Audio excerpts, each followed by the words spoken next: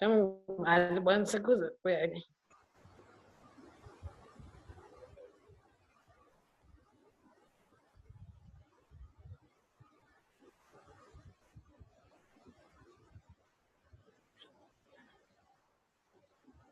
મિત્રો, Shri CS Desai technical institute GIE-ITI Prantij દ્વારા online lectures ના સિરીઝની અંદર હું શાર્દુલ ઠાકર આજે આપનું સ્વાગત કરું છું. આજના આ લેક્ચરની અંદર હું તમને VBA ની અંદર વિઝ્યુઅલ બેઝિક એપ્લિકેશન ની અંદર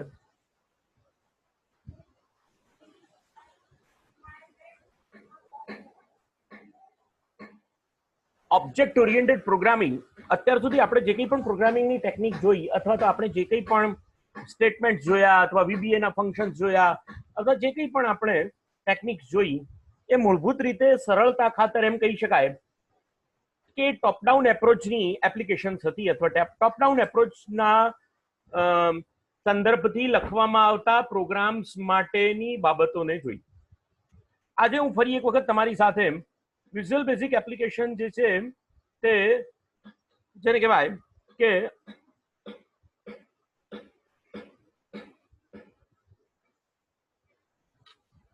ઓબ્જેક્ટ ઓરિએન્ટેડ પ્રોગ્રામિંગ લેંગ્વેજ હોવાના નાતે વિઝ્યુઅલ બેઝિક એપ્લિકેશન VB નો ઉપયોગ કરીને તમને કોડિંગની સુવિધા આપે છે અને વિઝ્યુઅલ બેઝિક જે છે એ એક પ્રકારનું ઓબ્જેક્ટ ઓરિએન્ટેડ પ્રોગ્રામિંગ માટેનું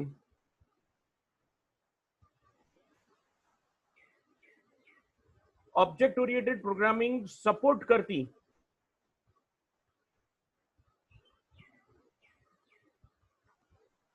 સપોર્ટિંગ લેંગ્વેજ છે અને તેથી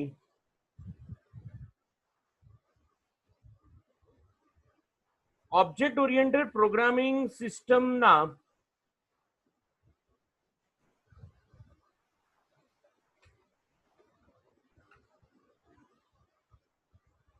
facilities of object-oriented programming system is automatically inherited to VBA. Automatically inherit to the VBA. એટલે કે વિઝ્યુઅલ બેઝિક એપ્લિકેશન ને VB પાસેથી ઓબ્જેક્ટ ઓરિએન્ટેડ પ્રોગ્રામિંગ સિસ્ટમના ગુણધર્મો અને લાક્ષણિકતાઓ આપમેળે વારસાની અંદર પ્રાપ્ત થાય છે. આ અગાઉ પણ આપણે ઓબ્જેક્ટ ઓરિએન્ટેડ પ્રોગ્રામિંગ સિસ્ટમની વાત કરી ગયા હતા. તો ઓબ્જેક્ટ ઓરિએન્ટેડ પ્રોગ્રામિંગ સિસ્ટમ જે છે એના ચાર મહત્વના લક્ષણો આપણે એક વખત ફરીથી યાદ કરી લઈએ. ઓબ્જેક્ટ ઓરિએન્ટેડ પ્રોગ્રામિંગ સિસ્ટમના ચાર મહત્વના લક્ષણોને યાદ કરી લઈએ. તો સૌથી પહેલું લક્ષણ છે એન્કેપ્સ્યુલેશન. બીજું લક્ષણ છે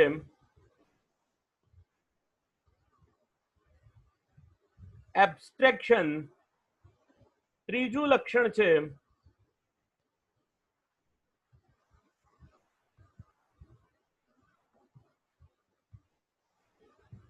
ઇનહેરિટન્સ અને ચોથું લક્ષણ છે પોલીમોર્ફિઝમ.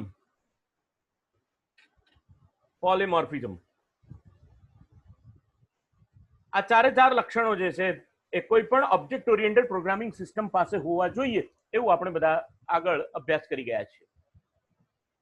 એન્કેપ્સ્યુલેશન એટલે આવરણિત કરવું, એબ્સ્ટ્રેક્શન એટલે છૂટું પાડવું, ઇનહેરિટન્સ એટલે વારસો અને પોલીમોર્ફિઝમ એટલે સ્વરૂપ બદલવાની ક્રિયા, જેને આપણે ઓપરેટર ઓવરલોડિંગ અથવા તો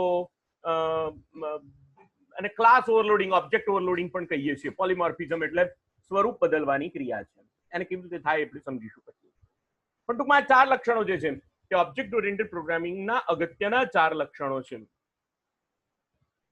ઓબ્જેક્ટ ઓરિએન્ટેડ પ્રોગ્રામિંગ ની અંદર બરોબર ધ્યાન આપજો મિત્રો, સૌથી પહેલા કોઈ એક ઓબ્જેક્ટ છે અને આ ઓબ્જેક્ટના ઇર્દ ગિર્દ આ ઓબ્જેક્ટને મધ્યસ્થાને રાખીને આખું પ્રોગ્રામિંગ કરવામાં આવે અને એટલા માટે એને ઓબ્જેક્ટ ઓરિએન્ટેડ પ્રોગ્રામિંગ કહેવામાં આવે છે. તો ભાઈ ઓબ્જેક્ટ એટલે શું? What is an object? તો ઓબ્જેક્ટ એ આ દુનિયામાં અસ્તિત્વ ધરાવતી કે ન ધરાવતી, વૈચારિક કે અવૈચારિક કોઈ પણ વસ્તુ છે એને ઓબ્જેક્ટ કહેવામાં આવે છે. એને સ્વરૂપ છે, એને આકાર છે, નથી કંઈ પણ એ ઓબ્જેક્ટ છે. હવે જ્યારે કોઈ પણ ઓબ્જેક્ટ હોય અને કોઈ પણ ઓબ્જેક્ટ હોય ત્યારે ઓબ્જેક્ટ પાસે એની ત્રણ બાબતો હોય. ઓબ્જેક્ટ પાસે એની પ્રોપર્ટી હોય, ઓબ્જેક્ટ પાસે તેની પ્રોપર્ટી હોય, ઓબ્જેક્ટ પાસે તેનું ફંક્શન હોય અને ઓબ્જેક્ટ પાસે તેની મેથડ હોય. અને આ ઓબ્જેક્ટને ઓબ્જેક્ટ માટે કોઈ એક ક્લાસ ડિફાઇન કરી શકાય. One can define a class, define the class for object. તો ક્લાસ એટલે શું? તો કોઈ એક પ્રોપર્ટી અથવા ફંક્શન અથવા મેથડને ધ્યાનમાં રાખીને એક સમાન ઓબ્જેક્ટના એક સમાન પ્રોપર્ટી, એક સમાન ફંક્શન, એક સમાન મેથડ ને ધ્યાનમાં રાખીને કોઈ ઓબ્જેક્ટનો સમૂહ ક્રિએટ કરવામાં આવે, સમૂહ બનાવવામાં આવે તો એને ક્લાસ કહેવામાં આવે છે. આ બહુ સિમ્પલ વ્યાખ્યાઓ છે બધી અને એને સમજવા માટે બહુ સરળ શબ્દોમાં મેં તમારી સામે રજૂઆત કરી.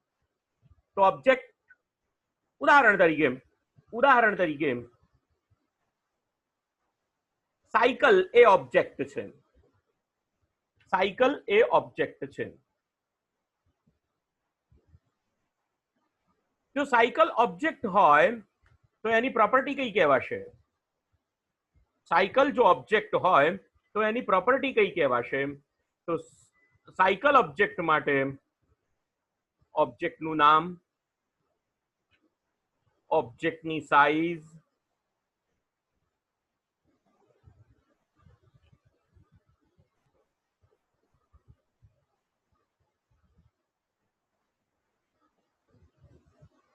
એ ઓબ્જેક્ટનો કલર,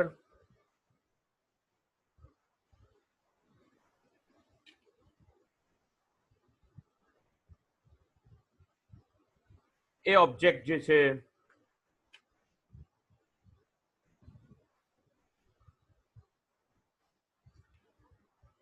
તેનો શેપ, આ બધા જે છે તેને ઓબ્જેક્ટની પ્રોપર્ટી કહેવાય. આ પ્રોપર્ટી એટલે જો મારે ગુજરાતીમાં કહેવું હોય તો પ્રોપર્ટી એટલે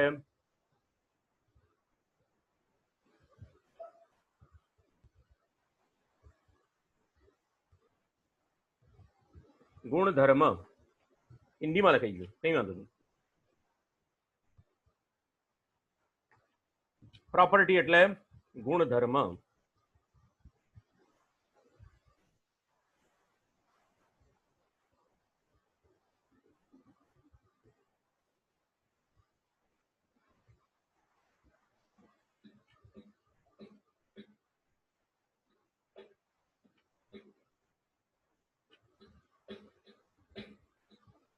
ગુણધર્મ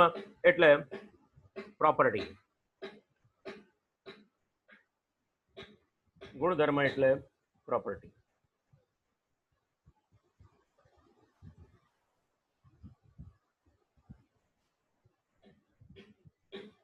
ચાલો મિત્રો, ફંક્શન એટલે શું?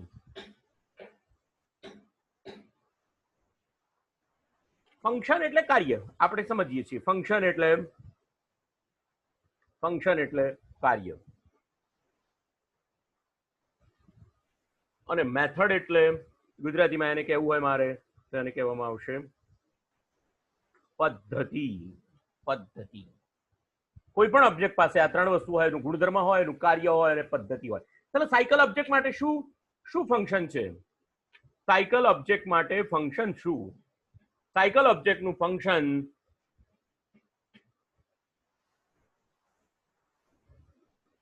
એ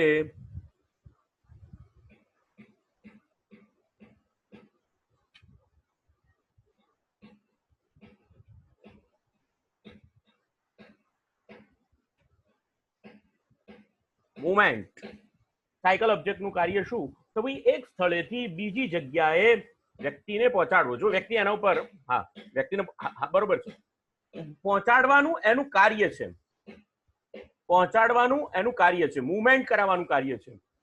એક જગ્યાએથી બીજી જગ્યાએ કોઈ એક ઓબ્જેક્ટને મુવમેન્ટ કરાવવાનું એનું કાર્ય છે. પણ આ કાર્ય તો જ બરોબર થઈ શકે કે જો એની પદ્ધતિ યોગ્ય રીતે અપનાવી હોય તો. જો એની પદ્ધતિ યોગ્ય રીતે અપનાવી હોય તો. પદ્ધતિ એટલે શું ભાઈ? કઈ કઈ પદ્ધતિઓનો સમાવેશ થાય એની અંદર? એક તો બેલેન્સ રાખવું પડે. નંબર 2, એની અંદર પેડલિંગ કરવું પડે. નંબર 3, એની અંદર બ્રેક્સ મારવી પડે. એની અંદર એનું ગવર્નર ફેરવવું પડે.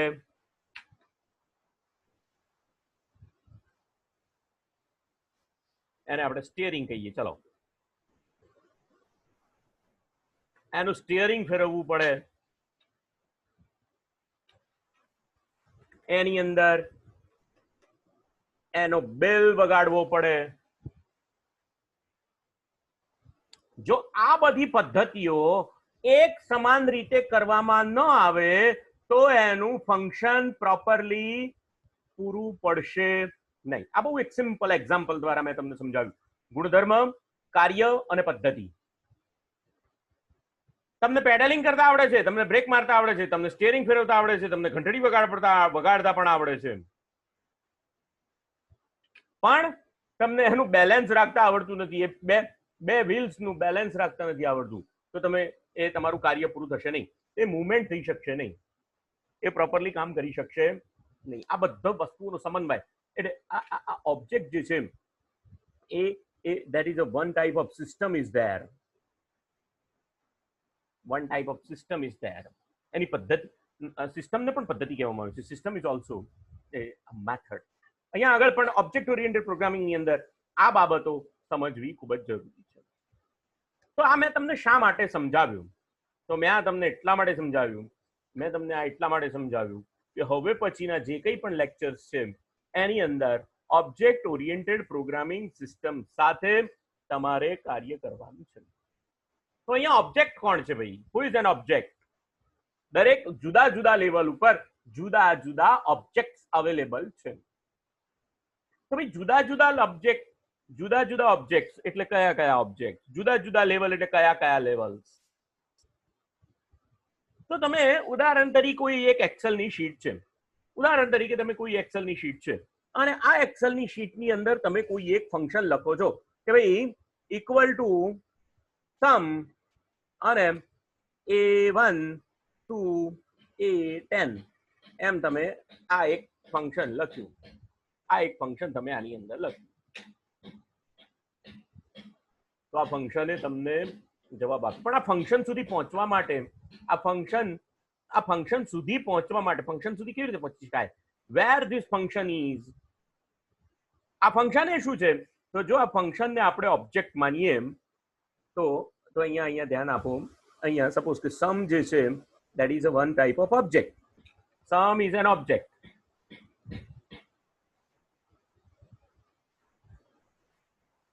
સમ શું છે? સમ એ એક પ્રકારનો ઓબ્જેક્ટ છે.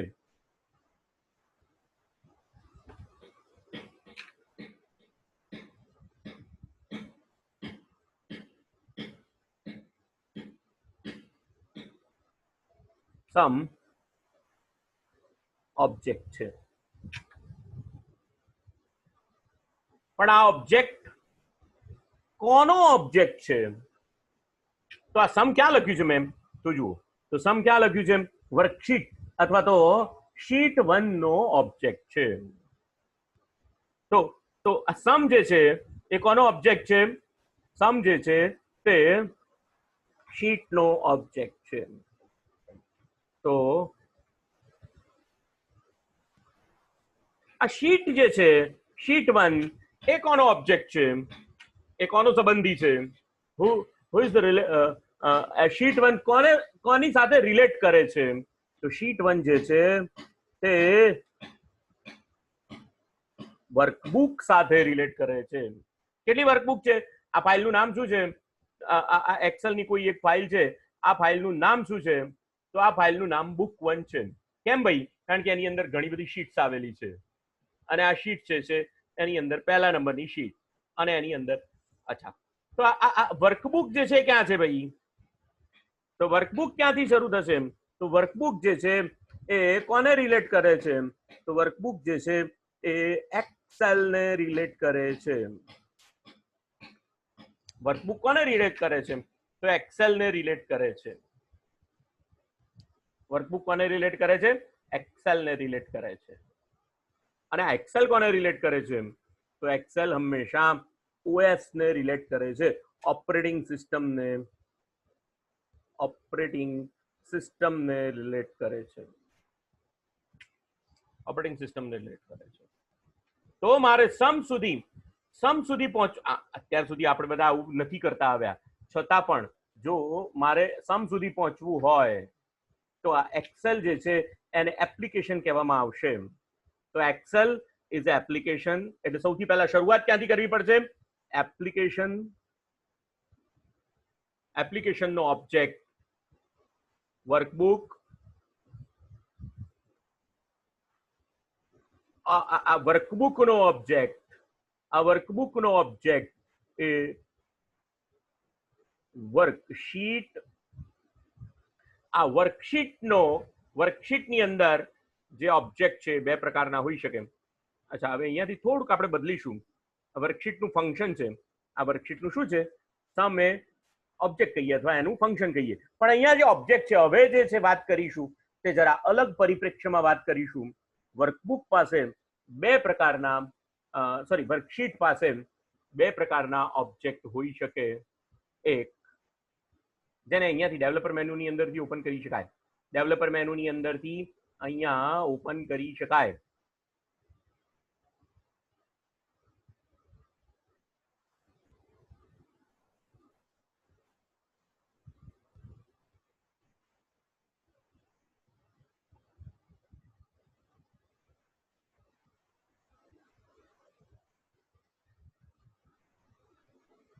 અહીંયા તમે ઇન્સર્ટમાં જાઓ તો બે પ્રકારના ઓબ્જેક્ટ, ફોર્મ કંટ્રોલ, ફોર્મ અને એક્ટિવેક્સ. ફોર્મ એટલે વર્કશીટ પાસે ફોર્મ નામનો એક ઓબ્જેક્ટ છે અને ફોર્મ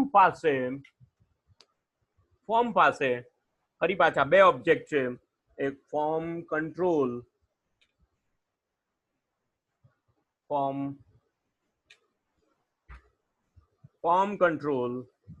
અને એક્ટિવેક્સ કંટ્રોલ.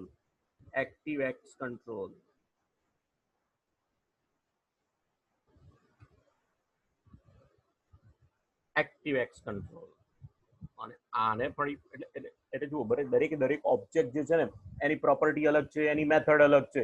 એટલે આજના દિવસે જે આપણે શરૂઆત કરીશું, આજના દિવસે આ બધા જ વસ્તુઓ માટેના ઓબ્જેક્ટ મારે તમને સમજાવવા છે. અને આની અંદર ખાસ કરીને આ ફોર્મ માટેના ઓબ્જેક્ટ જે છે, ફોર્મ કંટ્રોલ, એની અંદર એક્ટિવેક્સ કંટ્રોલ અને ફોર્મ કંટ્રોલ, આ બંને બાબતો અંગે છેક સુધી આપણે પહોંચવાનું છે. અને એને જ ખરેખર ઓબ્જેક્ટ ઓરિએન્ટેડ પ્રોગ્રામિંગ કહેવામાં આવે છે. મેં તમને પહેલા પ્રોગ્રામિંગ કરતા શીખવાડ્યું, એટલે કે ટોપ ડાઉન એપ્રોચ વાળી વાત શીખવાડી. અને હવે આ લેક્ચરની અંદર હું જે વાત કરું છું તે વર્કબુક માટે, વર્કશીટ માટે, ફોર્મ માટે અને ફોર્મ ઉપર રહેલા જુદા જુદા ઓબ્જેક્ટ માટે એની પ્રોપર્ટી, એની મેથડ્સ અંગેની વાત કરવાના છીએ. એટલે બરોબર સમજો, આ કોઈ પણ ઓબ્જેક્ટ ઓરિએન્ટેડ પ્રોગ્રામિંગની અંદર સૌથી પહેલા એપ્લિકેશન હોય. એપ્લિકેશન ઉપર એક આ તો તમે વર્ડનો ડોક્યુમેન્ટ હોય તો ડોક્યુમેન્ટ હોય. અને આપણે એક્સેલની સાથે વાત કરીએ છીએ એટલે વર્કબુક છે. વર્કબુકની અંદર વર્કશીટ છે. વર્કશીટની અંદર ફોર્મ છે. વર્કશીટ અહીંયા ઘણા બધા વર્કશીટ પાસે કેટલા બધા ઓબ્જેક્ટ છે તમે સમજો. વર્કશીટ પાસે કેટલા બધા ચાર્ટ એનો ઓબ્જેક્ટ છે. વર્કશીટ પાસે એના સેલ્સ એનો ઓબ્જેક્ટ છે. સેલનું ફંક્શન એના ઓબ્જેક્ટ છે. તો આ બધું છે. વર્કશીટ પાસે ફોર્મ પણ છે, એટલે ફોર્મ માટે મેથડ, ફોર્મ માટે પ્રોપર્ટી, અને ફોર્મ પર જે કંટ્રોલ મૂકેલા છે એના માટેના મેથડ્સ, એના માટેની પ્રોપર્ટી એની અંગેની આપણે ખાસ કરીને વાત કરવાના છીએ. તો કોઈ પણ ફંક્શન તમે લખો છો એની અંદર સૌથી પહેલા એપ્લિકેશન, એપ્લિકેશનની અંદર વર્કબુક્સ, વર્કબુક્સની અંદર વર્કશીટ્સ, અને વર્કશીટનું નામ, અને પછી ડોટ કરીને એની એ વર્કશીટનું ફંક્શન તમે અહીંયા તમે ઉપયોગમાં લઈ શકો છો. Okay,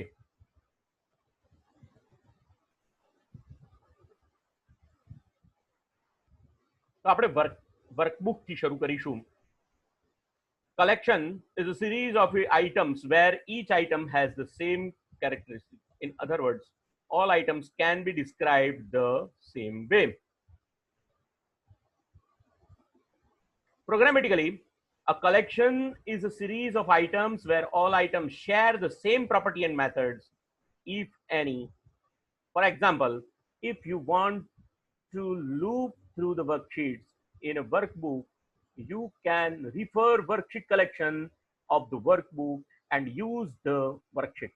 Collections are powerful features of VBA, and one of the most used function of collection is their ability to provide you with a unique list.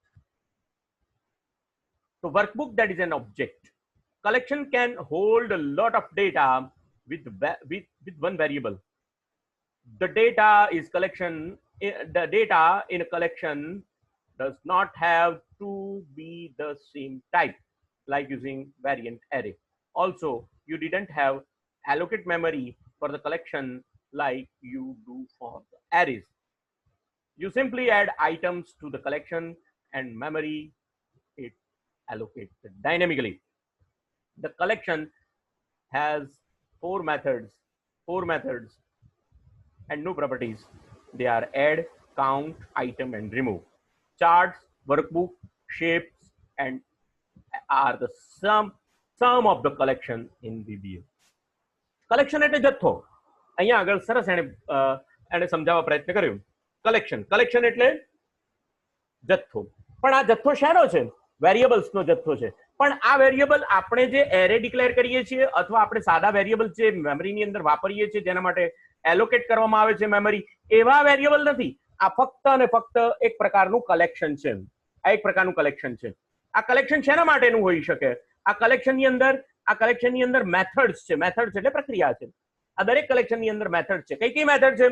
Add method છે, કાઉન્ટ મેથડ છે, item method છે, remove method છે.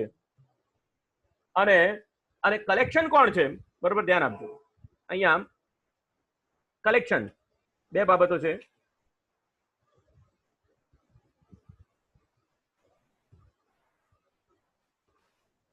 Collection કોનું collection? તો કે ભાઈ charts નું collection. ચલો, બીજું કલેક્શન કયું? વર્કશીટ્સ નું કલેક્શન. ત્રીજું કલેક્શન કયું? શેપ્સ નું કલેક્શન.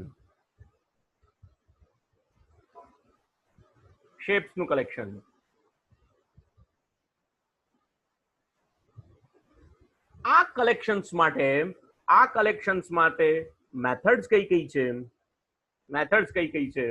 તો આ જે કલેક્શન છે એ દરેક કલેક્શન માટે for each and every method, each and every collection there are four methods: add, remove, count,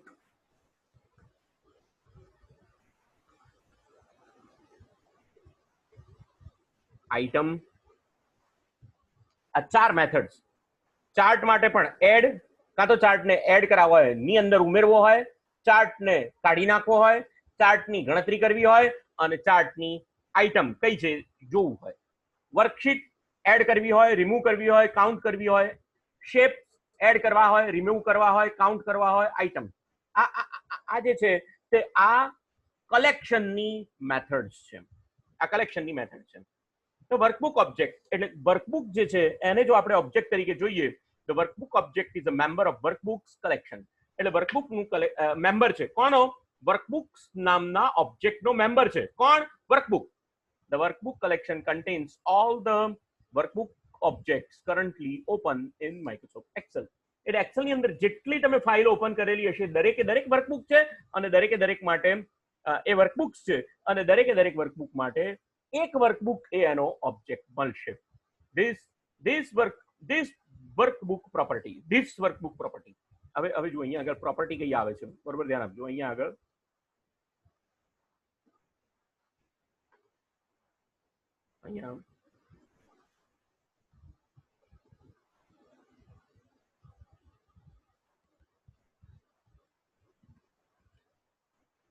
property કઈ પ્રોપર્ટી?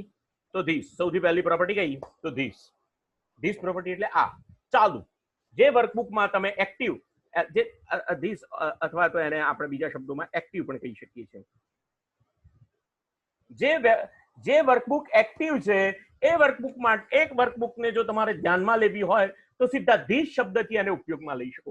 ધીસ એટલે આ વર્કબુકની અંદર કોઈ મેથડ ઉમેર, કોઈ મેથડ, કોઈ રિમૂવ, એટલે પહેલા કલેક્શન પછી property.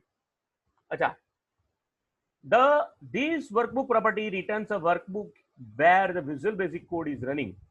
In most cases, this is the same as active workbook. એટલે સામાન્ય રીતે એક્ટિવ વર્કબુક હોય એ જ this workbook હોય છે. However, if the Visual Basic Code is a part of add in the workbook property won't return the active workbook. એટલે જો visual basic code એ એડિન ની અંદરથી રન કરવામાં આવતો હોય તો આ ધીસ પ્રોપર્ટી જે છે તે એક્ટિવ વર્કબુકની પ્રોપર્ટી બે મેચ થાય નહીં, એટલે કે બંને જુદી હોય, બંને અલગ અલગ હોય. જ્યારે કોઈ પણ એડિનની અંદરથી ફંક્શનનો ઉપયોગ કરવામાં આવતો હોય તો એ વખતે ધીસ વર્કબુક અલગ હોઈ શકે અને એક્ટિવ વર્કબુક પણ અલગ હોઈ શકે. બે જુદી જુદી ફાઇલોમાં કામ થતું હોય એમ અહીંયા આગળ સમજાવવાનો પ્રયત્ન કરેલો છે. This workbook property won't return the active workbook in the case the active workbook is a workbook calling the add-in, whereas this workbook property returns the add-in workbook. If you will be creating an add-in for your Visual Basic Code, you should use this workbook property to qualify any statement that must be run on the workbook you compile into add-in. એટલે વર્કબુકની અંદર તમે કોઈ પણ code એડિનની અંદર તમારો કોઈ પણ code run કરતા હો તો તમારે ધીસ વર્કબુક શબ્દનો ઉપયોગ કરીને ચાલુ વર્કબુક